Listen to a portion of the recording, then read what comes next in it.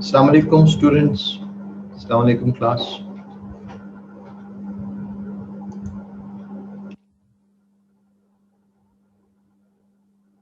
वालेकुम अस्सलाम स्टूडेंट्स, आपकी ये लेक्चर नंबर 8 है आज. फाइन जी, अल्हम्दुलिल्लाह.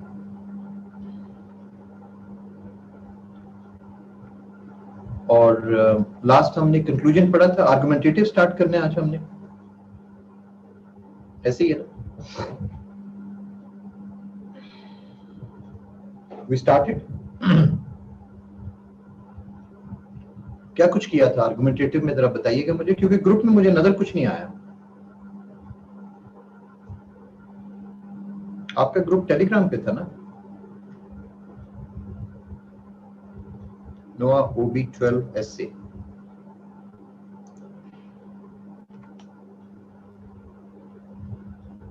क्योंकि जो लास्ट अब जो चीज नजर आ रही थी मुझे ग्रुप में, दैट वाज द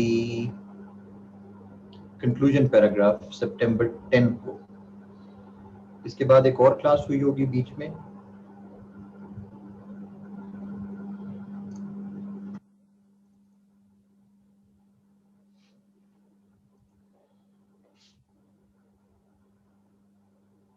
नहीं, सितंबर 10 को नंबर 7 थी और कंक्लूजन. जी मुझे बताइएगा आर्गुमेंटेटिव का क्या स्टार्ट किया था.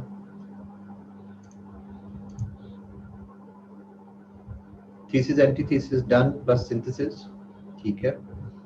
और इसके ऊपर जो है वो मैंने आपको आर्गुमेंटेटिव से स्टार्ट किया था और डिस्कशन थीसिस एंटीथीसिस की हो रही थी.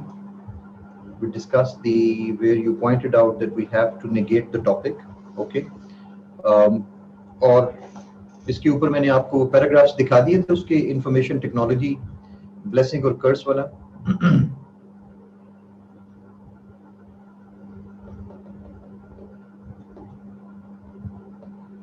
आउटलाइन हमने देखी थी कि आउटलाइन कैसे लिखते हैं इसकी. अच्छा, हमने सिर्फ आर्गुमेंटेशन कंप्लीट की थी, जिसमें आपने ये सीखा था कि थीसिस और एंटीथीसिस और किस तरह से हमारे पास जो थीसिस होता है, वो जो एंटीथीसिस है वो थीसिस स्पेसिफिक है, और किस तरह से इसका सिंथेसिस जो है वो फिर निकालना होता है. Okay.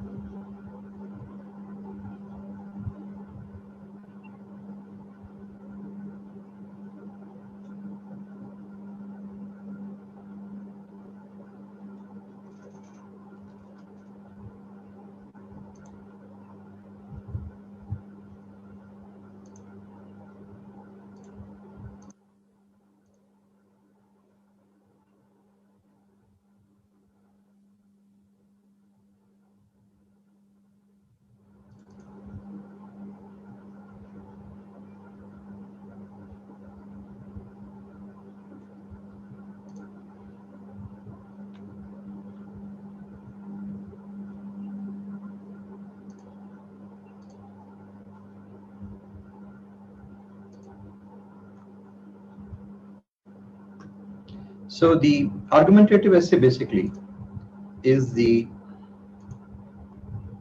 type of the essay in which the writer chooses one side of the argument and tries to support his opinion, जिसको हम thesis कहते हैं, in comparison to the opinion of others. जो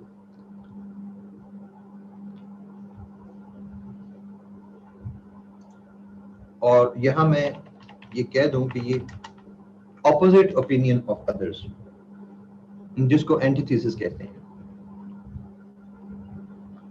It is important in such an essay to compare and contrast the opinions of both sides and draw a synthesis based on the main features of the argument of both sides, proving thesis to be correct.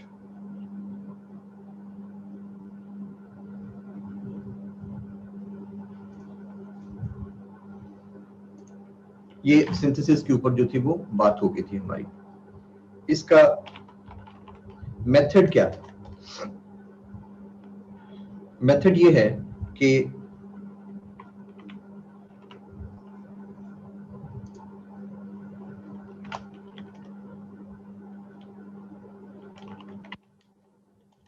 the essay topic is discussed through 5 broad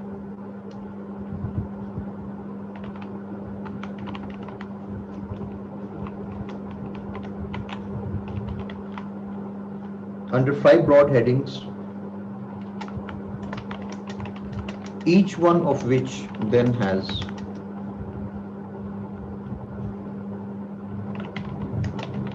full paragraphs on thesis, antithesis, and synthesis.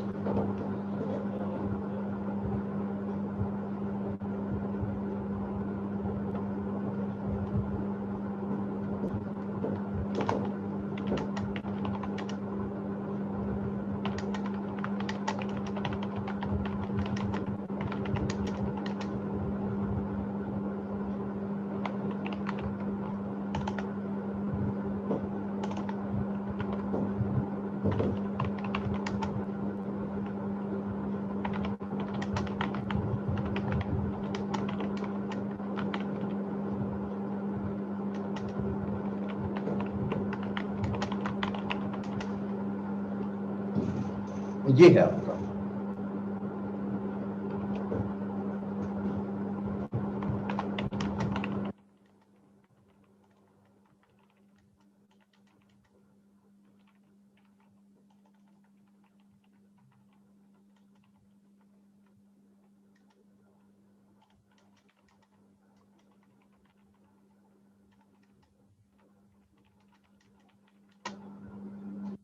ये लेना, ये पूरा process मैंने आपको लिख दिया।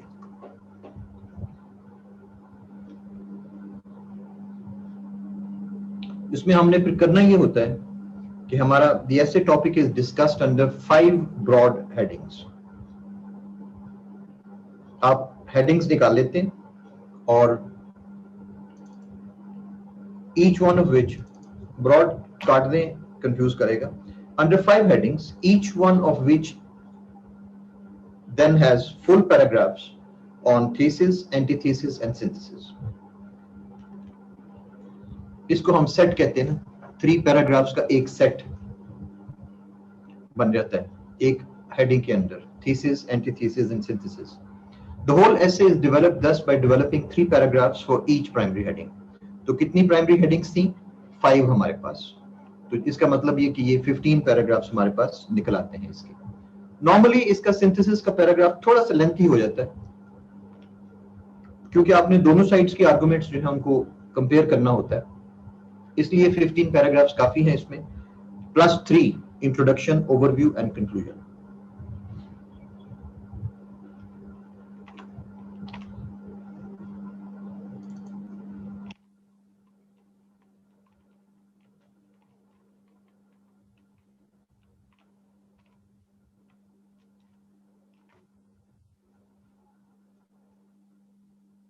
हाँ जी, students कोई क्वेश्चन इसके बारे में पूछे जरा।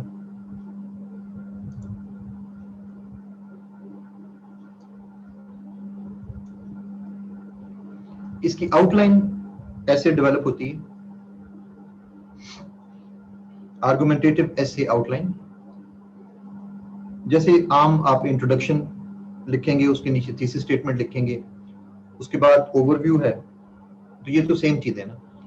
उसके बाद आप हेडिंग 1, जैसे मैंने ऊपर लिखा है, आपने हेडिंग 1 ले ली, उसका थीसिस का पूरा पैराग्राफ डेवलप किया, एंटीथीसिस का पूरा पैराग्राफ डेवलप किया, सिंथेसिस का पूरा पैराग्राफ लिखना है, और यहाँ उनकी हेडिंग्स भी देनी है आउटलाइन में। यहाँ जाहिर है थीसिस भी लिखा जाता है, लेकिन हेडिंग देनी है और उसके आगे ब्रैकेट में फिर लिखना होता है पूरा थीसिस, एंटीथीसिस और सिंथेसिस, ताकि एग्जामिनर को ये पता लगे कि आपका जो आर्गुमेंट है वो क्या है, वो थीसिस है, एंटीथीसिस है, वरना कंफ्यूजन हो जाती है ना।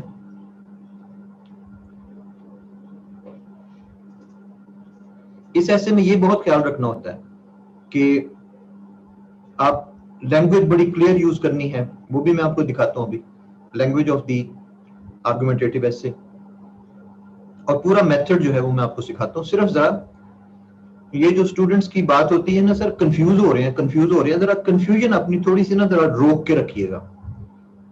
Try to understand it rather than resist it. ओ नहीं सर ये तो समझ ही नहीं आती क्या है, ये देखने में बड़ा अजीब सा लगता है। Just hold on, it's a very simple thing.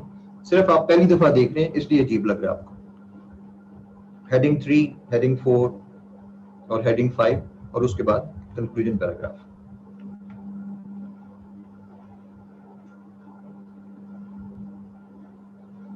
जी यहां तक आपके क्वेश्चंस कोई हो तो जरा मुझे बताएं। नहीं जी हेडिंग्स तो अलाउड नहीं है ना। 5 हेडिंग्स फिक्स्ड, अपनी मर्जी है नबील अहमद, 6 कर लें, अब 18 पैराग्राफ्स हो जाएंगे। हेडिंग्स तो नहीं अलाउड ना, हेडिंग तो मैं आउटलाइन की बात कर रहा हूं आसिफ अमीर।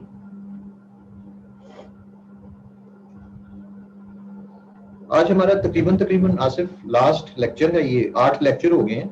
आप पहली दफा आए क्लास में, ये हेडिंग्स वाली बात जो है।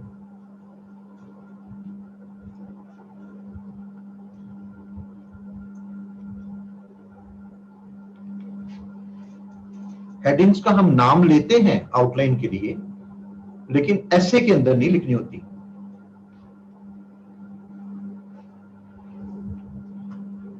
I will show you another example.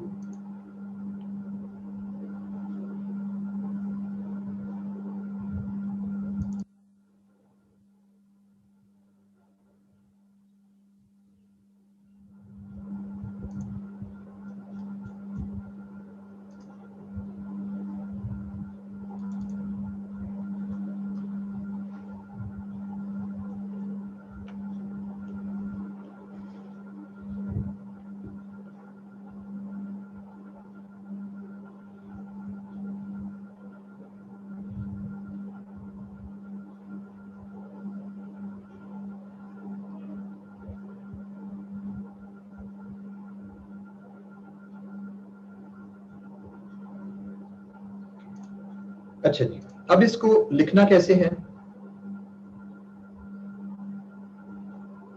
Ji Aftab Hussain? Her heading के आगे थीसिस, एंटीथीसिस, सिंथेसिस सब के आगे जो है वो लिखना होता है। ये देखें, लेट मी शो यू। अब हम अटेम्प्ट करते हैं ना, एक टॉपिक अटेम्प्ट करते हैं। एक्सपेंडिंग इंफॉर्मेशन टेक्नोलॉजी, ब्लेसिंग और कर्स, 2019 का टॉपिक था ये। इंट्रोडक्शन, यहाँ पे आप थीसिस स्टेटमेंट देंगे। थीसिस स्टेटमेंट मैं अभी आपको दिखा देता हूं, लेकिन सिंपली पुट मेरा इस वक्त स्टैंड पॉइंट ये था कि इट्स अ ब्लेसिंग।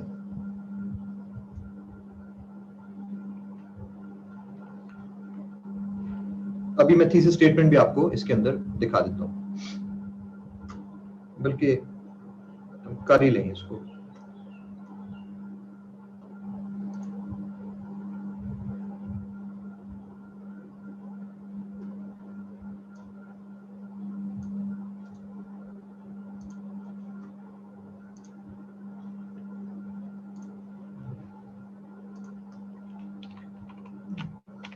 ये मेरी इसके ऊपर थीसिस स्टेटमेंट है।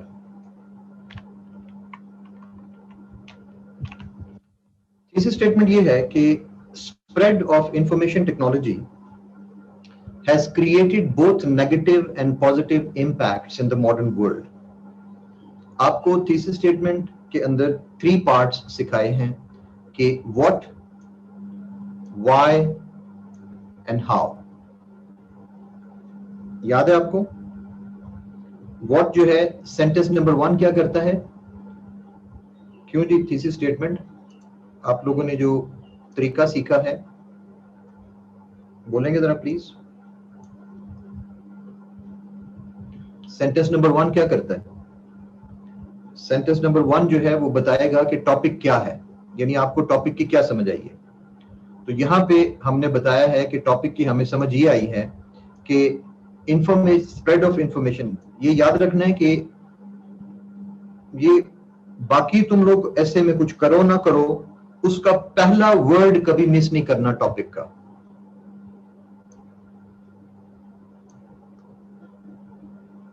Do you understand? टॉपिक का फर्स्ट वर्ड आपने कभी ओवरलुक नहीं करना। इसका फर्स्ट वर्ड क्या है? एक्सपेंडिंग। ये इंफॉर्मेशन टेक्नोलॉजी नहीं है, ये जरा ख्याल रहे। इसकी एक्सपेंशन की बात हो रही है, सो बी वेरी केयरफुल। तो इसको आपने बार बार एड्रेस करना है, क्योंकि हमारे लोग पहला वर्ड भूल जाते हैं हमेशा ना, वो गलती करने का शौक होता है और वो पहला वर्ड भूल जाते हैं। That is why I am telling you कि इसको लिख लो कहीं मोटा सा। Spread of IT has created both negative and positive impacts in the modern world. What है ना टॉपिक? what है टॉपिक? दोनों चीजों की बात करते हैं कि नेगेटिव इंपैक्ट भी हैं, पॉजिटिव भी हैं। अब मेरा स्टैंड आ गया, स्टैंड पॉइंट आ गया। Why? Despite some significant negative effects, expanding information technology is more of a blessing due to the vast array of benefits that it has provided to mankind. बस एक ही line में, एक sentence में आपने अपना stand दे दिया, बस खत्म हो गई बात। माना इसके नेगेटिव इफेक्ट्स बहुत सिग्निफिकेंट है, मानते, लेकिन उसके बावजूद it has provided far more benefits to mankind. और नेक्स्ट है वे फॉरवर्ड।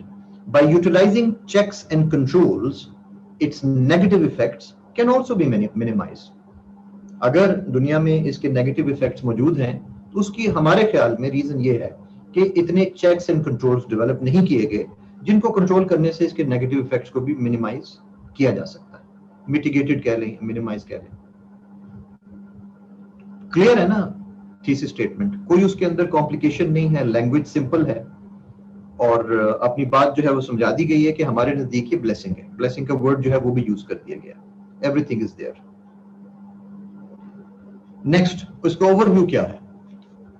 अब ओवरव्यू टॉपिक का ये है कि how expanding information technology is seen from the blessing और कर्स पर्सपेक्टिव। अभी तक हम सिर्फ टॉपिक की बात कर रहे हैं इस ओवरव्यू में कि आपने इसको ब्लेसिंग और कर्स कहा है, तो क्यों, हाउ?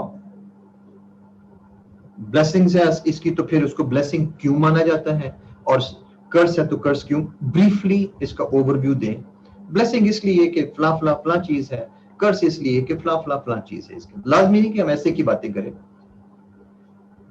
तो ये इसका ओवरव्यू हो गया। ऑल्दो मतलब since the information technology has been very popular in the world and it has expanded within a very short time all over the world. That is why along with its blessings certain negative aspects have also developed. और इस तरह से ये overview है।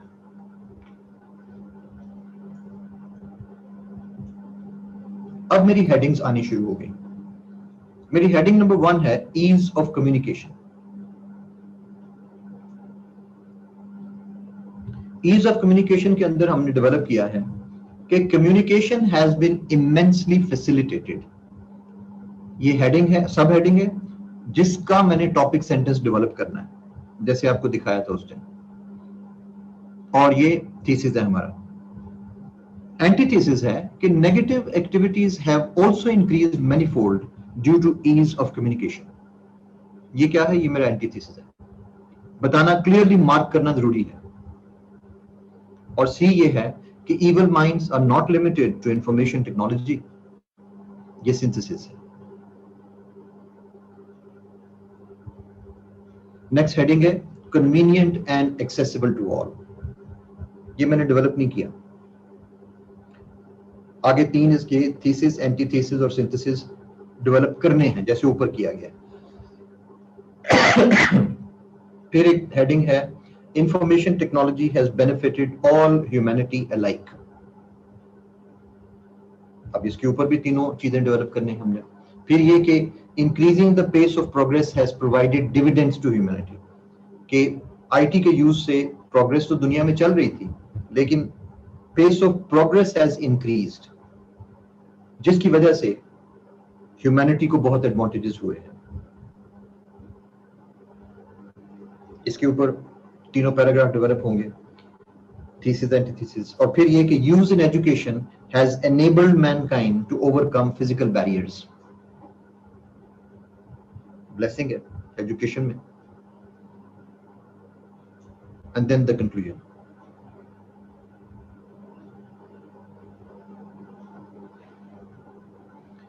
पहले मैंने आपको दिखाया है कि आउटलाइन कैसे लिखी जाती है, and now I am showing you an actual outline also. Although इसकी बाकी हेडिंग्स मैंने डेवलप नहीं की, और नंबर 3 फर्स्ट हेडिंग जो है उसको फुल्ली डेवलप किया दिखाने के लिए कि हाउ आप तीनों लिखते कैसे हैं.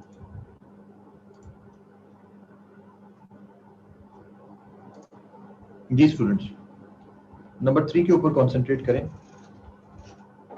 1 2 3 मैंने मतलब पूरा डेवलप कर दिया ना आपको. थीसिस स्टेटमेंट लिख दी है, नंबर 2 लिख दी है, नंबर 3 आउटलाइन दे दी है. यहां तक क्लियर है बिल्कुल? ये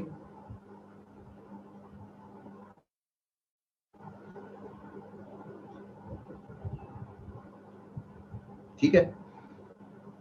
ओके.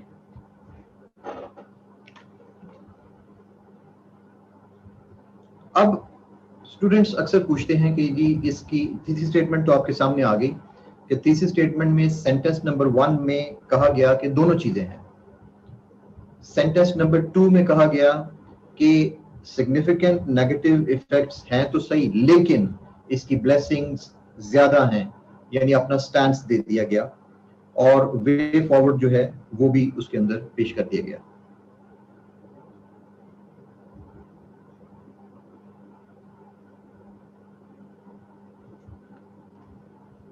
अब इसका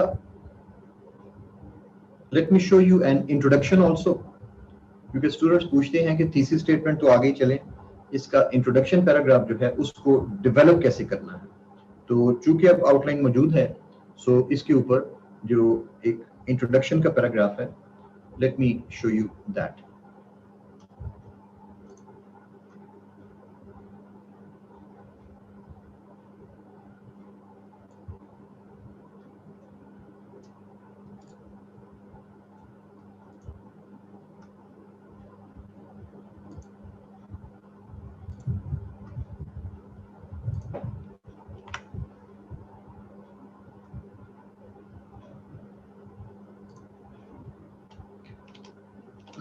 इसके बाद आप ऐसे लिखनी शुरू करते हैं, और ऐसे में जब भी आपने जिस तरह से आउटलाइन की हेडिंग दी थी,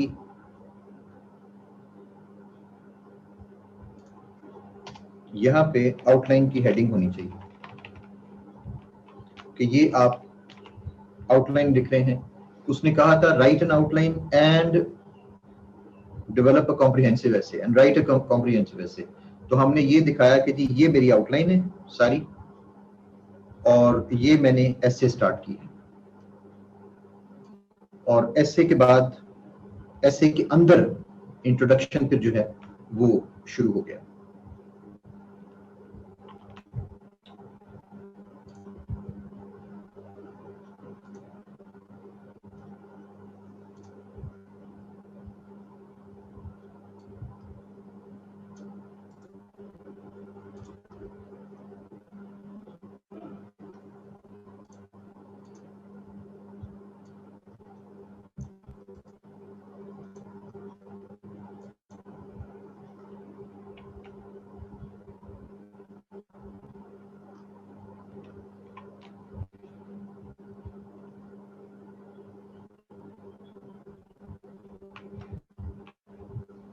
अच्छा,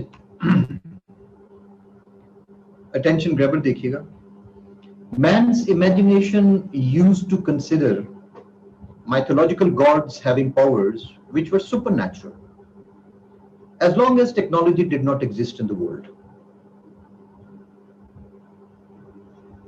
इंसान यही समझता करता था कि माइथोलॉजिकल गॉड्स के पास ऐसी पावर्स हैं जो सुपरनेचुरल पावर है, जब तक टेक्नोलॉजी इजाद नहीं थी हुई.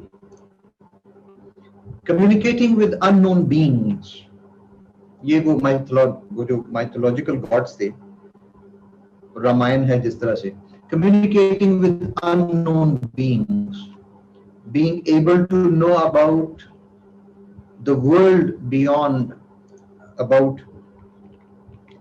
worlds beyond one's sight. आपको नजर नहीं आ रही लेकिन आपको उस दुनिया का इल्म है उसके बारे में.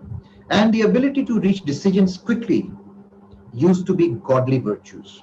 एकदम से वो किसी फैसले पे पहुंच जाते थे, तो ये समझा जाता था कि ये खुदाई ताकतें हैं.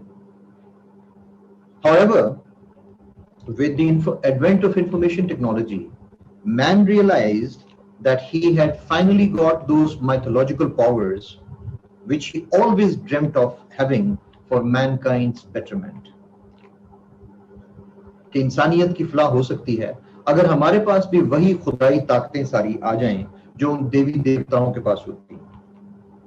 Thus, the use of IT has made the modern world a heaven of godly powers which the ancient man could never think of.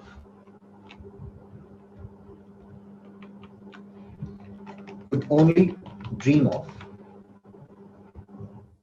However, spread of information technology has created both negative and positive impacts in the modern world. Despite some significant negative effects, expanding information technology is more of a blessing due to the vast array of benefits. ये क्या है भला?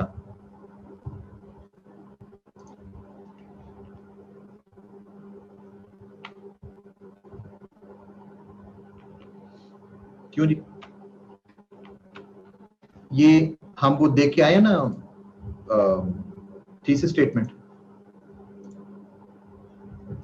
Class, ये thesis statement मैंने क्या कहा था कि जो आर्गुमेंटेटिव ऐसे होती है उसमें थीसिस स्टेटमेंट कहाँ आती है? अटेंशन ग्रैबर के फौरन बाद. तो ये हमारा अटेंशन ग्रैबर था, ये वाला सारा.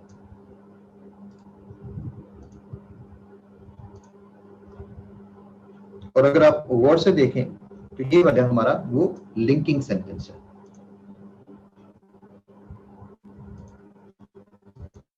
आपको लास्ट टाइम दिखाया सारा कुछ दूसरे पैराग्राफ. अच्छा, यहाँ पे थीसिस स्टेटमेंट पहले आ गई है, अभी आपकी हो गई है.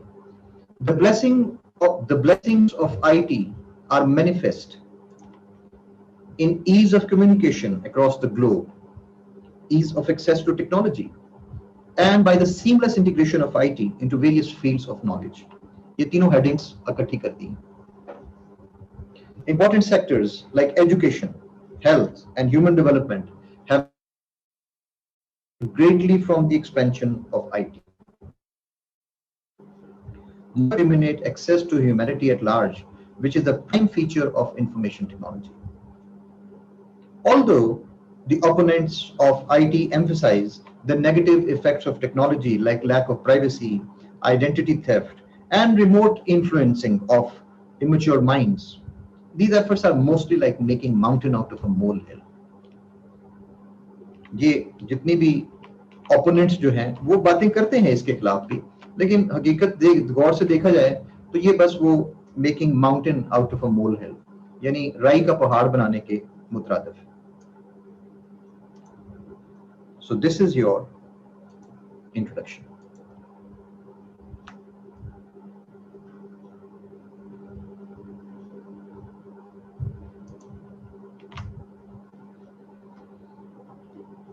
जी,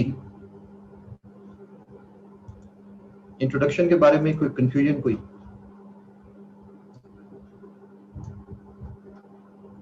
अटेंशन ग्रैबर देखें, इसका अटेंशन ग्रैबर जो है वो सारा उसके बारे में है कि मतलब ये तो खुदाई ताकतें थी ना ये वाली, कि वो देवी देवता जो है दूसरी दुनियाओं की बातें सुन लेते थे, या जो दुनिया नजर नहीं आ रही उसके बारे में भी जानते थे, and so many other things.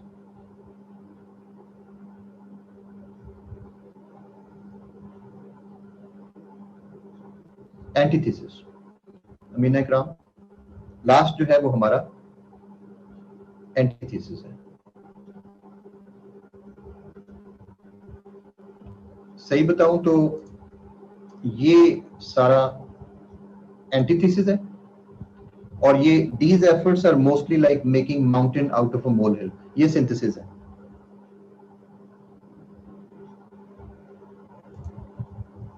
कि ठीक है आप शोर मचाते हैं काफी, लेकिन इसकी जो बेनिफिट्स हैं जैसे कि आपने थीसिस स्टेटमेंट में कहा गया है वो बहुत ज्यादा है।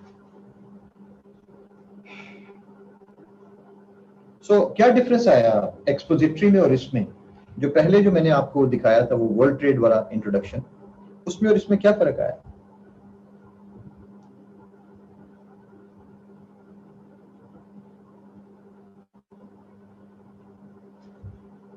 What's the main difference between the two?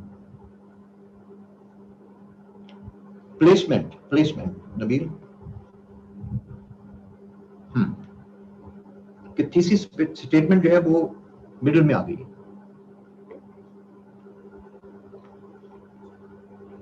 Why?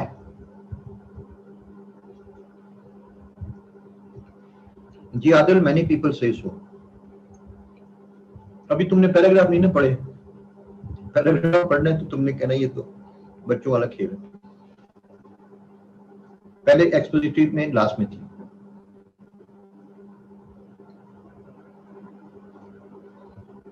और हम इसको क्यों सेंटर में कर रहे हैं? इसलिए कि हमने दिखाना है एग्जामिनर को कि आगे जो आउटलाइन हम दिखाने लगे हैं, आपका आउटलाइन की जिस्ट, वो किस पॉइंट ऑफ व्यू से लिखी हुई है। वो इसलिए लिखी हुई है कि हमने जो है वो अपना स्टांस जो है वो क्लियर, ब्लेसिंग हमने इसको कंसिडर करना है। अफरीनेश तुम्हारा कैमरा ऑन है, अफरीनेश कोमल।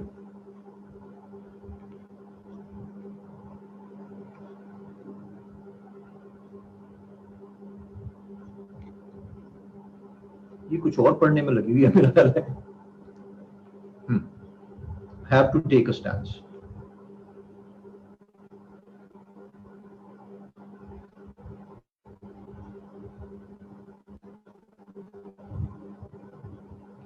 अब आपको थोड़ा सा इजी बनाने के लिए और पूरी तरह से इसको इलस्ट्रेट करने के लिए मेरे पास ओवरव्यू तो नहीं है, लेकिन इसका जो मैंने आपको अभी तक क्या दिखा दिया है, 1 दिखा दिया, इंट्रोडक्शन मैंने आपको दिखा दिया सारा थीसिस स्टेटमेंट समेत।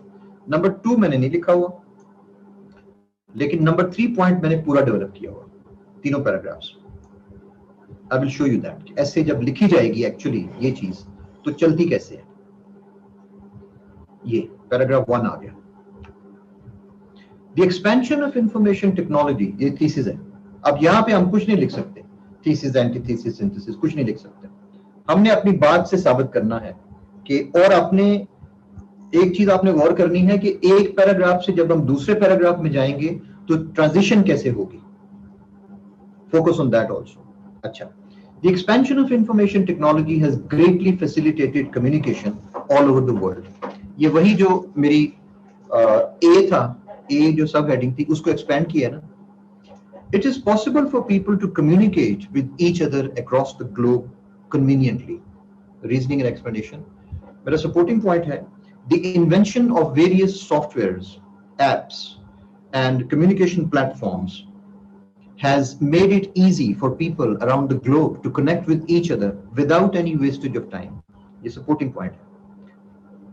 उसकी एग्जाम्पल है मेरे पास। आज क्या हो गया, कैमरे ऑन हो रहे हैं। शमसीला, तुम्हारा कैमरा ऑन हो गया। फॉर एग्जाम्पल, अब ये हमारे पास आ गई, इसकी एविडेंस आ गई। For example, SMS, email, WhatsApp, messenger, Twitter, etc. are just few of the methods used by millions across the globe to send and receive messages and media to each other all over the world.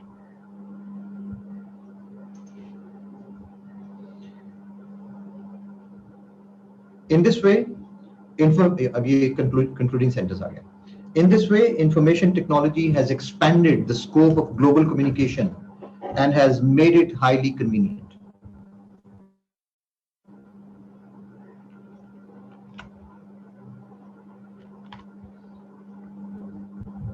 क्यों जी? हमने अपना point साबित कर लिया blessing वाला कि expansion of information technology जो है उससे कम्युनिकेशन किस तरह से फैसिलिटेट हुई है। सिंपल है ना, ये तो पॉइंट ही बड़ा सादा सा है। और आपने एविडेंस में आपने प्रॉपर पॉइंट्स भी दे दिए। अब ये रियलिटी है, फैक्ट है। ठीक है, इसके लिए रेफरेंस की जरूरत नहीं है क्योंकि ये प्रॉपर हमारे पास वो है, ये हमने अपना थीसिस प्रूव कर लिया। बिल्कुल ओके। अब आता है एंटीथीसिस, और बड़े तरीके से आपने अब ट्रांजिशन करना है, अब ऑपोजिट अपनी बात के जाना है। However, many believe that expansion of information technology is not a blessing. Rather, it is a curse. The ease of communication has also made it possible for evil-minded people to carry out their malefic designs. Expanding. Supporting point. The communication platforms are frequently used to spread. Jin communication platforms का हमने ऊपर जिक्र किया है, अब वो कहते हैं वही communication platforms are frequently used to spread negative content in the world and thus influence weak and immature minds. मेरे पास उसका evidence पड़ा है. An apt example could be the Blue Whale game, which was propagated through the information technology to millions across the globe. आप कौन से platforms का जिक्र करते हैं? ये ब्लू व्हेल गेम भी तो उन्हीं प्लेटफॉर्म से फैली थी ना सारी दुनिया में. Several young people fell prey to evil designs of the makers of the blue whale game, who ultimately gripped their minds so much that they even committed suicides due to activities related to playing that game. More than 257 suicide attempts were reported globally. मेरे पास उसकी evidence का reference मौजूद है. Ben Redford की article है blue whale game suicide conspiracy surfaces 2018 की. Thus, the information technology has provided convenience to the criminal minds to influence youth without any check and balance. चलो जी, अब करें बात. अब तो हमारे पास रह कुछ नहीं गया.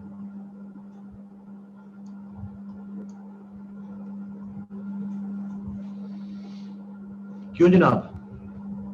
ये एंटीथीसिस का पॉइंट देखिए कितना स्ट्रॉन्ग है. आप जिन प्लेटफॉर्म्स का दावा कर रहे हैं कि उन्होंने इंसानियत की बड़ी खिदमत की है, उन्होंने इवल माइंडेड लोगों की भी उतनी ही खिदमत की है.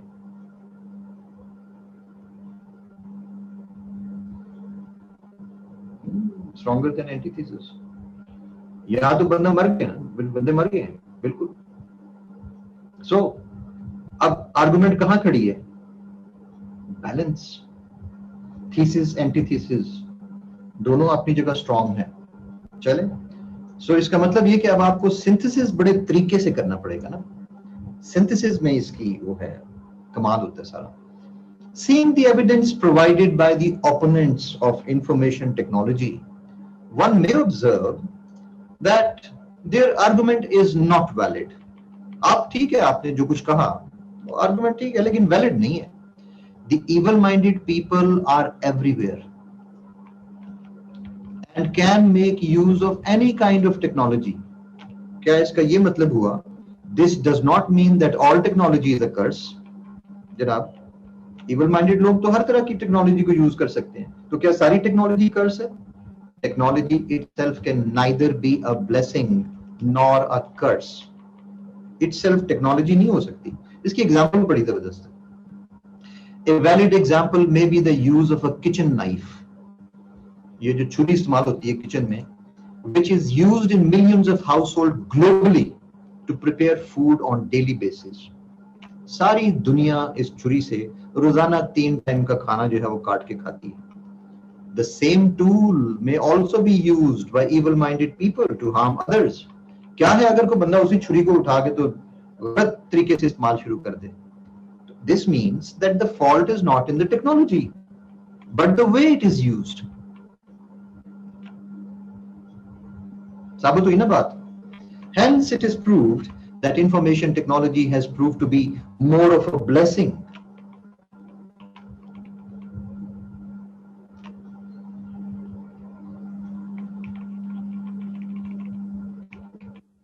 Hence, it shows that information technology has proved to be more of a blessing, as its benefits far outweigh the curses that have been devised by using it negatively. हाँ जी. छुरी से मार दिया। सिंथेसिस साबित हुआ है कि नहीं हुआ? सिंथेसिस ने अपनी बात साबित की है कि नहीं?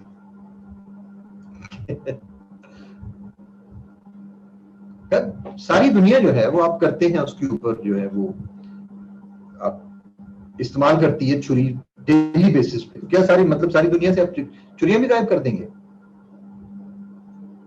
Yes yes Amina. सो मसला लोगों के माइंडसेट में है। The problem is with the people, evil minded people, not with technology. आप मानते हैं, हम ये नहीं कहते कि नहीं। देखो अच्छा कनार, क्या इसके अंदर मैंने कहा कि एंटीथेसिस की आर्गुमेंट गलत है? ब्लू व्हेल गेम को हमने नेगेट किया? ब्लू व्हेल गेम के जो रिजल्ट्स हैं उसको नेगेट किया? नहीं किया। अगले को लाजवाब बिल्कुल ये तैमूर काम ही है कि हम मानते हैं जी आपकी बात बिल्कुल ठीक है, वाकई 257 लोगों ने सुसाइड अटेम्प्ट्स की उसकी बेसिस पे, हमने कब इनकार किया? लेकिन टेक्नोलॉजी गलत नहीं है, उसका इस्तेमाल जो लोग गलत कर रहे हैं उन लोगों को रोकने की जरूरत है। और वो लोग सिर्फ इंफॉर्मेशन टेक्नोलॉजी तक लिमिटेड नहीं है, वो तो ये छोटी आम घरेलू छुरी जो है उसको भी कोई गलत इस्तेमाल करे तो क्या सारी टेक्नोलॉजी गलत हो गई? नो। ये है मेथड इसको लिखने का। इसी तरह से अगली हेडिंग उठाएं, उसके ऊपर 3 पैराग्राफ्स लिखें। अगली हेडिंग उठाएं, बस ये खत्म हो गया ना। हेडिंग उठाई, उसको प्रूव किया, आगे नेक्स्ट उठाई, उसके 3 पैराग्राफ लिखे, खत्म होता गई साथ साथ बात। कोई वो लंबी बात खींचने की जरूरत ही नहीं है।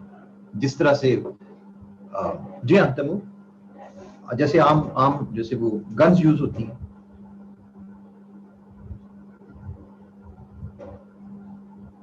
तो इसका मतलब है कि गन सिरे से इजाद ही नहीं होनी चाहिए कि जिस स्कूलों में बच्चे जो है वो टीचर को मार देते हैं। No.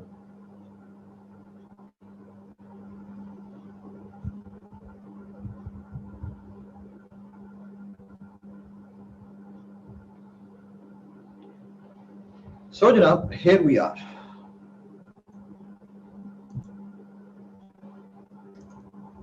This is argumentative essay in brief.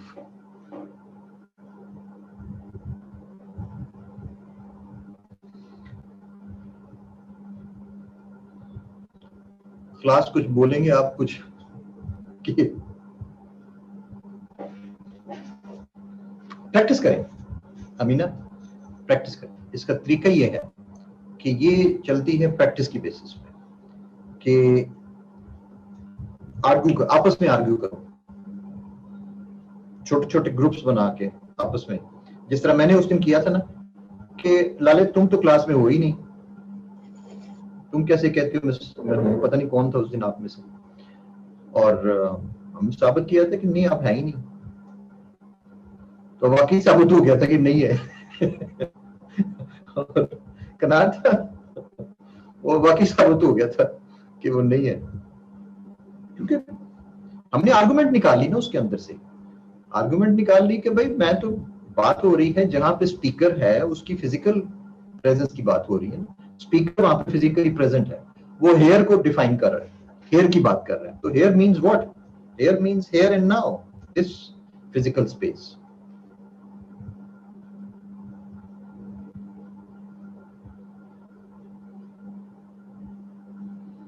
क्यों भाई कनार, समझ आई? आज मैंने इसको यहीं बिठा लिया है। क्या ख्याल है?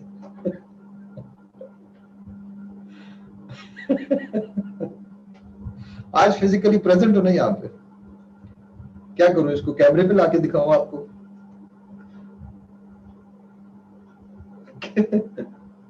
क्यों कनार, कहां पे तुम? इन विच सिटी आर यू? वकार से सर सिंथेसिस में यूएस स्पेसिफिक टॉपिक के बारे, उस स्पेसिफिक टॉपिक के बारे में डिस्कस नहीं किया गया, like ease of communication. Synthesis ने वकार से तुम अगर पता नहीं पिछली क्लास में थे कि नहीं थे, मैंने जिक्र किया था स्कूल एसे का, और स्कूल डिबेट का और यूनिवर्सिटी डिबेट का। स्कूल डिबेट है कि वो टॉपिक के बात करेगी, सिंथेसिस जो है वो ईज ऑफ कम्युनिकेशन के ऊपर जो है वो उसी के ऊपर बात करता रहेगा। नहीं, सिंथेसिस जो है वो जैसे एंटीथीसिस ने थीसिस को पकड़ा था, तो सिंथेसिस एंटीथीसिस को पकड़ेगा। और अपनी ब्लेसिंग, मैंने जहां लास्ट सेंटेंस लिखा है prove to be more of a blessing, वहां मैं ऐड कर देता हूं बाय ईज ऑफ कम्युनिकेशन। बस बात साबित हो जाएगी।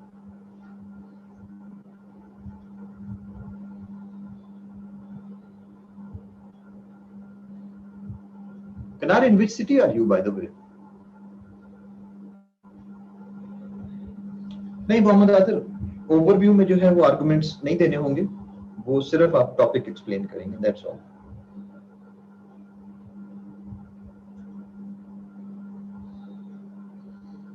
तैमूर कोयटा शरीफ, अच्छा अच्छा, शरीफ क्यों कहते हैं इसको? ओके, इज्जत से नाम लेना चाहिए ना अपनी प्लेस ऑफ। अच्छा तैमूर, आप लोगों ने मुझसे, today is the 8th lecture, मैंने कभी आपको इस तरह की इजी चॉइस अपने पास से करके दी कभी आपको कि आप ये ना करें कि वो वाला कर लें? Did I ever? I have prepared you to make your own choices. I have given you the skill of making your own decisions.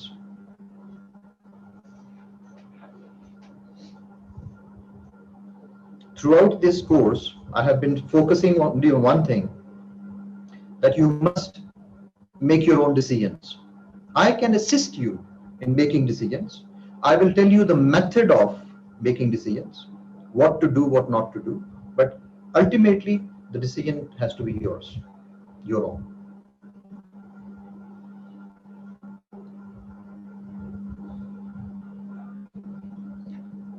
Ji Muazzam Khan, about 100 to 120 words, ज्यादा नहीं।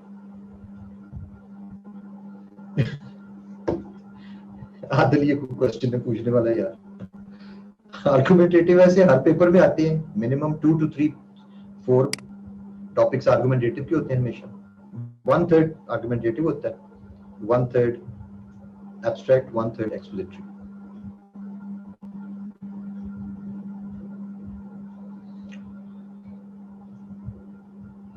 टॉपिक्स मैंने जैसे आपको बताया था उसमें भी, चॉइस ऑफ लेक्चर नंबर 2 में या 3 में, how to select a CSS essay topic, हमेशा वो वाला टॉपिक लेते हैं जिसकी आपको इंटरेस्ट है। नॉलेज तो है उसके लिए, नॉलेज तो लाजमी है, लेकिन साथ ही साथ इंटरेस्ट भी है। जैसे डेमोक्रेसी के बारे में गो कि मुझे पता काफी कुछ है, लेकिन I wouldn't like to write about that. That's a dry subject, I would never like to attempt that. हर किसी की अपनी अपनी पसंद होती है, बाद लोगों को वो बड़ा पसंद है, बाद लोग कहते हैं कि यस हम उसके ऊपर लिखना चाहते हैं।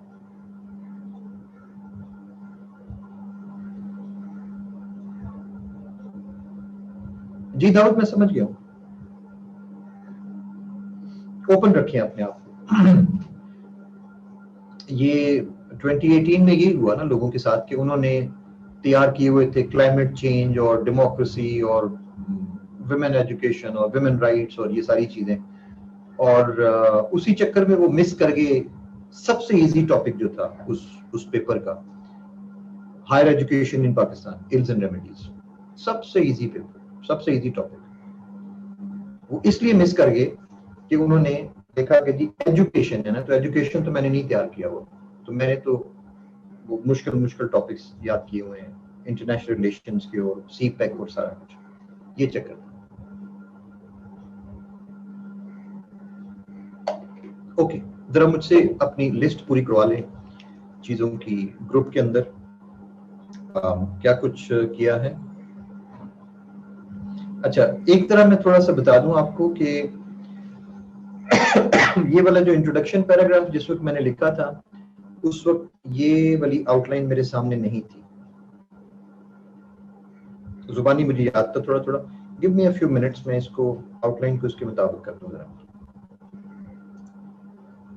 Conclusion is same, conclusion same, overview, किसी स्टेटमेंट लिखने का मेथड जो है वो सेम है।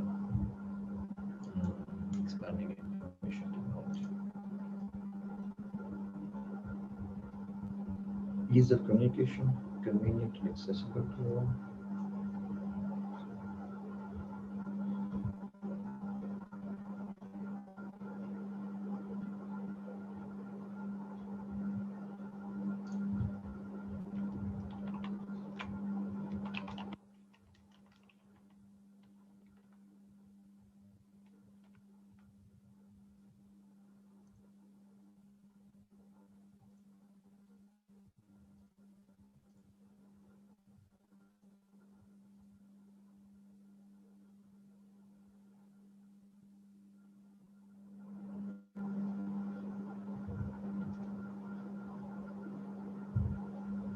Education, health, and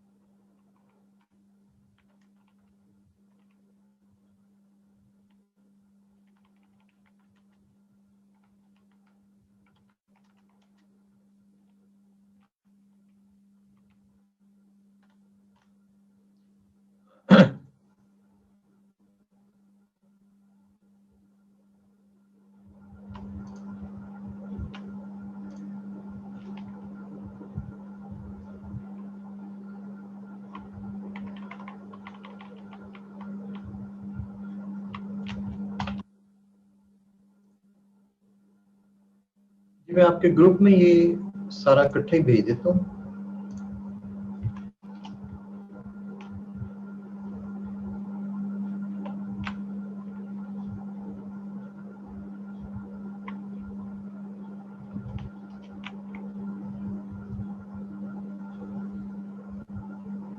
चेक कर लीजिएगा जरा, ग्रुप में चेक कर लेना।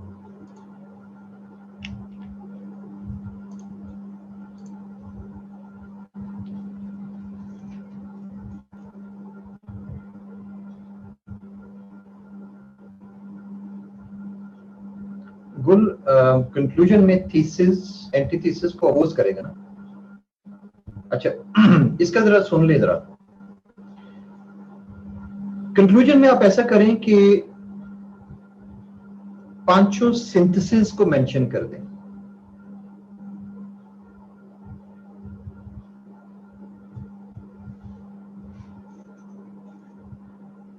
समझ आती बात की? कंक्लूजन में थीसिस स्टेटमेंट लिख के ऊपर, so conclusively it can be said that thesis statement, और उसके बाद पांचों सिंथेसिस जो थे उनको मेंशन कर लें।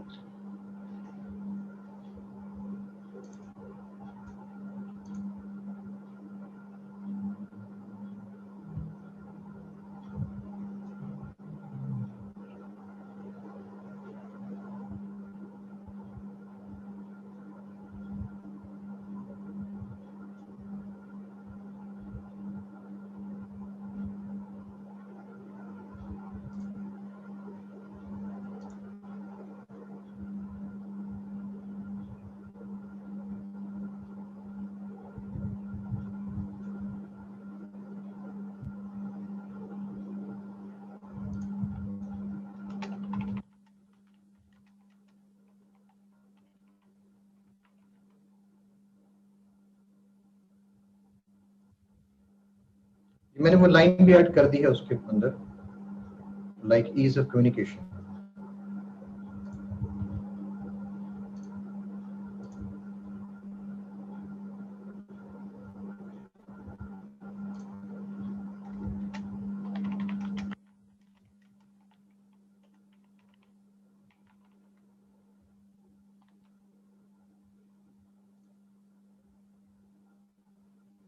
जी, अंदाजा लगा रहा हूं कि करिकुलम पर जो मामला चल रहा है, अगर उसमें कोई आर्गुमेंटेटिव टॉपिक आएगा तो कितना ट्विस्टी हो सकता है। One nation one curriculum, present government initiative. जी, ये आर्गुमेंटेटिव आ सकता है आपके व्यूज देखने के लिए कि आपके ख्याल में एजुकेशन के ऊपर इस वक्त ये हॉट टॉपिक है, वन नेशन वन करिकुलम, और आर्गुमेंटेटिव बनाया जा सकता है। Can the national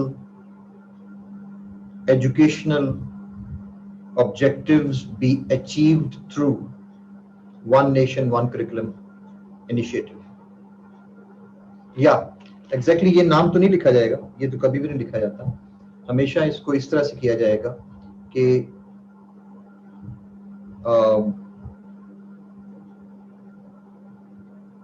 can the uniformity of curriculum lead to national integration? लिखो लिखो लिखो लिखो topic.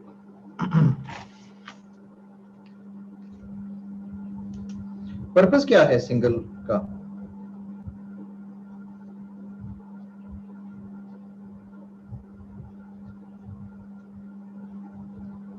Can the uniformity of academic curriculum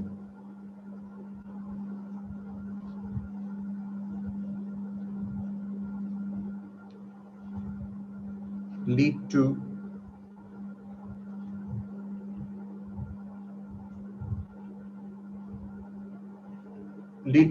better social and moral standards, betterment of society?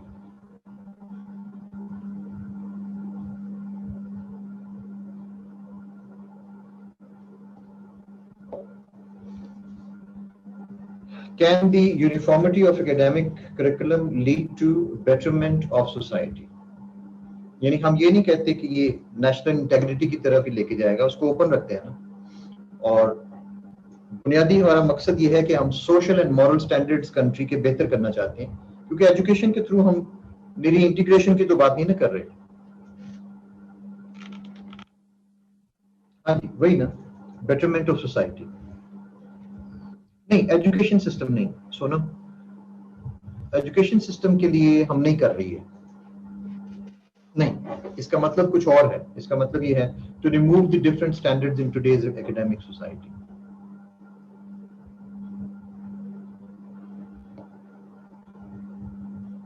SNC क्या चीज है?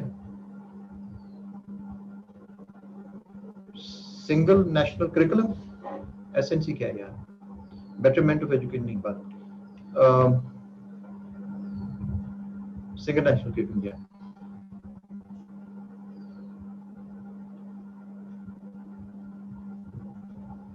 जी, मैं नेगेट करूंगा इसको। डेमोक्रेसी के खिलाफ है ये। मुझसे अगर पूछे तो सिंगल नेशनल करिकुलम जो है वो डेमोक्रेसी के अगेंस्ट है। ये ऑटोक्रेटिक गवर्नमेंट्स के स्टेप्स हैं, और इसमें एविडेंस मैं दूंगा कि Germany, fascist governments, Italy, Spain, fascist governments हमेशा यहाँ से स्टार्ट करती हैं। चाइना, कम्युनिस्ट गवर्नमेंट्स, रशिया, ये यहाँ से स्टार्ट करती हैं हमेशा। क्यूबा, जो ईस्टर्न यूरोप, सारा जो था single national curriculum throughout the country to develop a certain mindset, democracy के अगेंस्ट है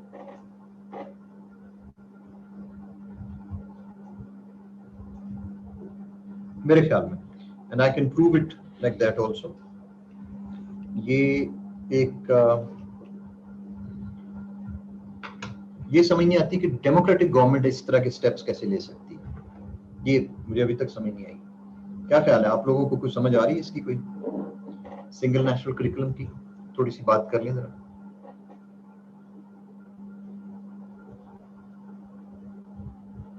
क्लास कल्चर, आदिल थोड़ी सी कर लें जरा बात इसके ऊपर। क्लास आप हिस्सा लेंगे थोड़ा सा डिस्कशन में ब्रेक के बाद, फिर मैं नेक्स्ट आगे चलता हूँ। फिर देखिए क्लास कल्चर का मैं एक मिसाल आपको दे देता हूँ, बड़ी सादा सी है। कोलालमपुर में मलेशिया में ओ लेवल, कैम्ब्रिज का जो ओ लेवल है वो स्कूल्स में, गवर्नमेंट स्कूल्स में ऑफर किया जाता है सेम फीस पे। आप एसपीएमएस कर ले, जो उनका एसपीएसएम जो मलेशिया का अपना मैट्रिकुलेशन है वो कर लें, या international qualification Cambridge O level कर लें, सेम है, same teachers, same fee structure, nothing. वहां पे ओ लेवल का नाम ले तो कहते हैं इसमें इसका जिक्र करने की क्या बात है जी, ओ लेवल तो पाकिस्तान में तो नाम पड़ी है लीड क्लास। अच्छा जी, यहाँ तो हम स्कूल में आते हैं बच्चे, उनसे पूछ लेते हैं आपने ये करना है ये करना है, वो स्ट्रीम बना लेते हैं बस। उसकी वजह क्या है? उसकी वजह बड़ी सिंपल सी है। इंडिया में फॉर एग्जांपल ओ लेवल का क्या स्टेटस है? Is that a status simple? India ने अपना जो है मैट्रिकुलेशन सिस्टम जो है, नेशनल मैट्रिकुलेशन सिस्टम जो है, उसको इतना स्ट्रॉन्ग कर लिया है, इतना स्ट्रॉन्ग कर लिया है कि अब वो, हम लोग मस्कत में थे और वहां पे इंडियन स्कूल्स जो है वो 11 स्कूल्स थे। बहुत स्ट्रॉन्ग कम्युनिटी है, बहुत ज्यादा। अब तो इंडियंस की पॉपुलेशन बढ़ गई है वहां पे इनसे बहुत ज्यादा, ओमानी लोगों से। तो वो 11 के 11 स्कूल्स उन्होंने, उसमें से 6 स्कूल्स में ओ लेवल ऑफर किया जा रहा था, सब में उन्होंने बंद कर दिया। इंटरनेशनल स्टूडेंट्स जो जा रहे थे वहां पे ओ लेवल के लिए, अब वो मुसीबत में पड़ गए। हमारे कोलीग्स जिनके बच्चे वहां पढ़ते थे इंडियन स्कूल्स में, क्योंकि स्टैंडर्ड ऑफ टीचिंग बहुत जबरदस्त है। स्टैंडर्ड ऑफ टीचिंग आपके ख्याल में इंटरनेशनल स्कूल्स में, बाहर के मुल्कों में किन स्कूल्स का सबसे हाईएस्ट होता है? नॉट द कैनेडियन, ब्रिटिश और American schools. The top schools are, any idea? ना जी, जर्मनी तो किसी खाते में नहीं है एजुकेशन में। जर्मनी तो जर्मन लैंग्वेज पढ़ाता ना, तो वो तो इंटरनेशनल स्कूल्स में तो आते ही नहीं है। It is all know. Finland अपने स्कूल तो नहीं खोलता।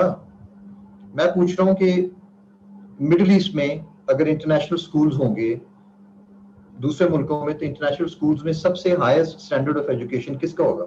Not Indian. इंडियन से भी ऊपर श्रीलंकन है। और जो बेस्ट स्कूल माने जाते हैं वो माने जाए इंग्लैंड का नहीं। हाँ, इंग्लैंड, कनाडा, यूएसए को सिर्फ हमारे पाकिस्तानी मान जाते हैं बेवकूफों की तरह कि हम ये अमेरिकन स्कूल में पढ़ रहे हैं। जो एजुकेशन को जानते हैं उनके बच्चे फिलिपिनो स्कूलों में पढ़ते हैं। फिलीपींस एजुकेशन, जो असल किसी को एजुकेशन कहें आप, वो एजुकेशन। एम्बेसडर्स अपने बच्चों को, जिनके लिए शरीफात बना हुआ है, इंटरनेशनल स्कूल्स बने हुए हैं, फिलीपींस का नेशनल, उनका जो टीचिंग मेथोडोलॉजी है उन लोगों की इतनी जबरदस्त है। Filipino, you don't know this people, ये पूरी दुनिया में फैले हुए हैं, पूरी दुनिया में। Technical, highly skilled, highly educated people, technically sound courses, skills उनकी बड़ी जबरदस्त किस्म की।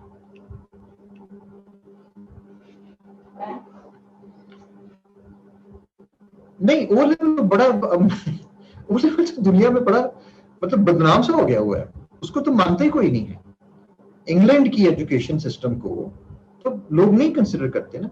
Any how, to cut a long story short, तो इंडिया ने अपना नेशनल करिकुलम और मैट्रिक इतना स्ट्रॉन्ग कर लिया है कि अब रफ्ता रफ्ता ओ लेवल स्कूल बंद हो रहे हैं वहां पे।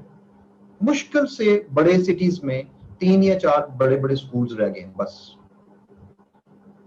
मलेशिया अपना मैट्रिकुलेशन सिस्टम इतना स्ट्रॉन्ग हो गया, तो पाकिस्तान का ये मसला है, आप अपना मैट्रिकुलेशन सिस्टम बेहतर करें, इंटरनेशनली रिकॉग्नाइज करवाएं, ओ लेवल की खत्म हो जाएगा मसला। लेकिन यहाँ पे होना नहीं ना। यहाँ पे वो जो ब्राउन साहब है, यहाँ पे पोस्ट कॉलोनियल जो चल रहा है, राज चल रहा है, राज, वो आप नहीं ना खत्म कर पा रहे।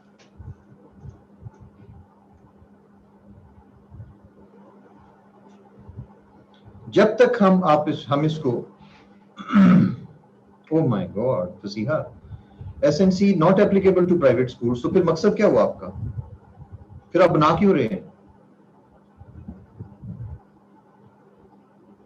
आउटडेटेड, बिल्कुल आउटडेटेड, नाम ही नहीं है। मतलब मैं ये दूसरे कंट्रीज कहीं भी जाते हैं तो ओ लेवल कहते हैं, अच्छा वो व्हाट इज दैट, कैम्ब्रिज, अच्छा कैम्ब्रिज के एग्जामिनेशन भी होते हैं, हाँ जी। What is Cambridge University doing in the examinations? To tell you the truth, Cambridge University has got nothing to do with Cambridge international examinations. Then it's understood. Cambridge town में है ना, तो international examination CIE, तो जैसे Oxford dictionary का Oxford University के साथ कोई जिक्र ताल्लुक नहीं है। हाँ जी, Rafia Tariq, this is the solution that Pakistan needs to upgrade government system of education. आपको अपना मैट्रिकुलेशन इतना हाई करना पड़ेगा, ये अगर सॉल्यूशन है तो वो ये सॉल्यूशन है। ये कोई सॉल्यूशन नहीं है कि आप ऑलरेडी आप सेम करिकुलम पढ़ा रहे हैं।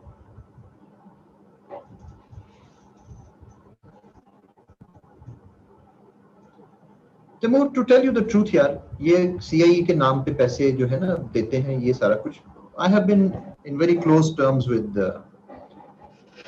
These people, Beaconhouse and City, जो ओनर्स हैं इनके, उनके साथ वो साफ लफ्जों में, नाम नहीं मैं इनका लूंगा, चेयरपर्सन है जो इसके सिस्टम के, वो साफ लफ्जों में कहते हैं कि ये एलीट का स्कूल है। अमीरों को जरूरत होती है कि उनके बच्चे अलग रहें, कॉमन पीपल के साथ मिक्स ना हो। हमने उनको वो अपॉर्चुनिटी प्रोवाइड करनी होती है। अब कहीं भी स्कूल्स देख लें, प्राइवेट स्कूल्स, अब 35-40 हजार रुपये अगर फीस होगी, ऑटोमेटिकली वहां पे सिर्फ एक ही क्लास आपस में मिक्स होगी। आपने बच्चों को अपनों को सेपरेट कर लिया कॉमन पब्लिक से। बात की समझ आ रही है? ये है बुनियाद इस पूरे बिजनेस की, कि एलीट ने अपने बच्चों को अलग करना होता है बाकियों से। तो ये नहीं कि एजुकेशन बड़ी जबरदस्त है। हेड स्टार्ट किस चीज का 47,000 रुपीज पर मंथ लेता है? किस चीज का? सिर्फ इसलिए कि जितनी ज्यादा फीस होगी उतना आम आदमी वहां पहुंच नहीं सकेगा, और सिर्फ पैसे वाले पहुंच सकेंगे, एंड दैट्स ऑल। लाहौर में हमारे करीब एक स्कूल है, वहां पे बच्चे को मोटरसाइकिल पे आने जाने की इजाजत नहीं है, सिर्फ और सिर्फ गाड़ी पे बच्चा आ जा सकता है। It's called PAS, premier American school, canal के ऊपर है। गाड़ी के अलावा आप बच्चा दाखिल ही नहीं करा सकते। वो पहले पूछते हैं कि कौन सी गाड़ी आएगी। सो ये नहीं है, ये आप इसको ये ना समझें कि मतलब to attract the class, yes exactly, वो ये ना समझे कि ये कोई एजुकेशन बेहतर है। ये हमें अपनी परसेप्शन ठीक करनी चाहिए। It's not a better education, नहीं, अमीरों ने अपने बच्चों को अलग करना है। They don't want them to mix with the common people, and that's all, बस। इसके अलावा और कुछ भी नहीं। ये इसकी फाउंडेशन है इन चीजों की। अमीरों का school. Imran Khan understands this thing quite well. Imran Khan के साथ ब्लूमफील्ड हॉल में हमारा बड़ा करीबी इंटरेक्शन रहा हुआ है, जब शौकत खानम का स्टार्ट कर रहा था काम उस वक्त की। और he understands this thing very clearly कि एलीट ने अपने बच्चों को अलग रखना है। उसका सिस्टम वो कोई ना कोई निकाल के रखेगा, because he himself belongs to that class. He does not belong to the other class, वो खुद उस क्लास से बिलोंग, तो उन्होंने उनको जरूर प्रोटेक्ट करना है उसने। Status based society, yes. He understands this very clearly. I don't think उसने अपनी कहीं भी कहा है उसने कि जी हम सारे उसका टारगेट, मैं आपको वो भी क्लियर कर देता हूँ, टाइम हो रहा है ब्रेक का, अगर अपना माइंड इसके बारे में क्लियर कर लें तो थोड़ा सा, कि आप ऐसे लिखते वक्त खामखा गवर्नमेंट के खिलाफ ना लिखना शुरू कर दें।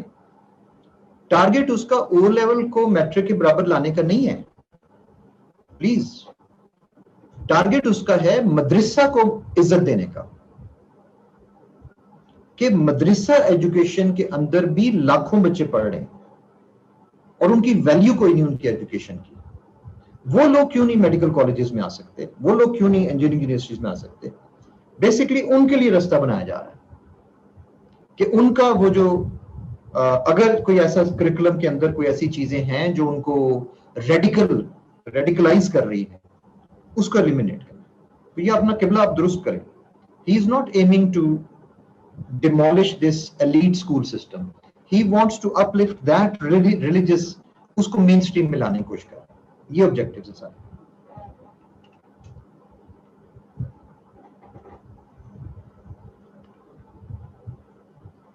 जी Taimur, I agree with you. ठीक है, आई डोंट नो तैमूर, मुझे नहीं आइडिया बिल्कुल, मुझे तलागन का भी नहीं पता, बैतुल इस्लाम का भी नहीं पता। आई एम सॉरी, मैं ज्यादा रहा नहीं ना पाकिस्तान में भी। अच्छा जी, we are going on a break.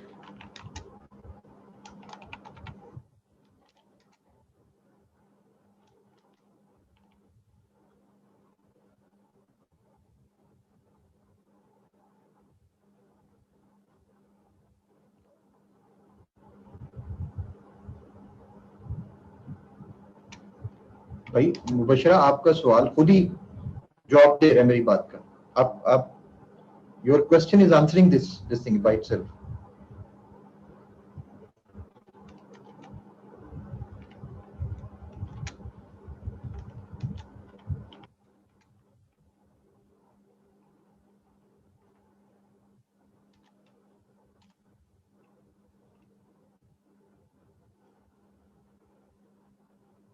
That's nice Taimur. Okay जी, 3:53 to 4:13 PM वापस आके हम लोग करते हैं abstract FIRE। This is going to be the last class today for essay, और एब्स्ट्रैक्ट ऐसे पढ़ते हैं वापस आके। Thank you.